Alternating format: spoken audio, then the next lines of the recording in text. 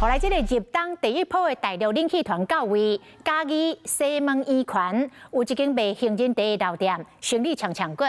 啊，那高雄左营是有一间卖牛肉汤的，嘛是人客归厝间。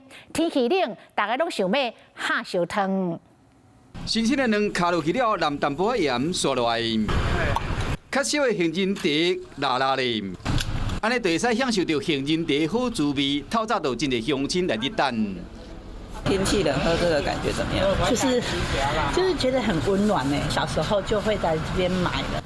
因为入冬后头一波的大陆冷气团来，嘉义伫今仔日透早上低温度敢若13度，嘛有这间差不多90年历史的行人茶，那生意有够好。这两天啊，有加超2、3成的人客来哦。是天气冷，嘿，天气冷，较侪人客。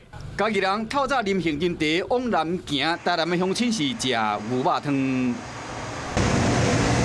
青牛肉南烧汤，这个气味有够好。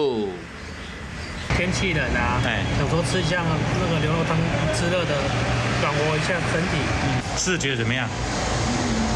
我觉得很温暖。输人毋输阵，高雄左营这间伫菜市仔内北京口味的牛下水汤，有牛心、牛肝甲牛筋骨、牛肚，一碗只要80块。真个乡亲透早就上门。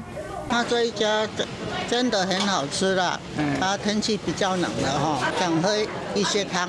天气冷了有啦，大家都习惯吃一点热的啦。因为有冷空气，加上暗时辐射冷却影响，今日透早除了嘉义13度，台南高雄15度以外，全台平均上低温出现伫苗栗的3湾，敢若8度4。气象署提醒讲，这个大冷的天气会持续到拜六，咱乡亲都爱穿好烧。 Hello， 我是蒋欣梅。想要抢先掌握最及时的新闻资讯吗？赶快订阅、按赞、开启小铃铛，锁定华视新闻 YouTube 频道。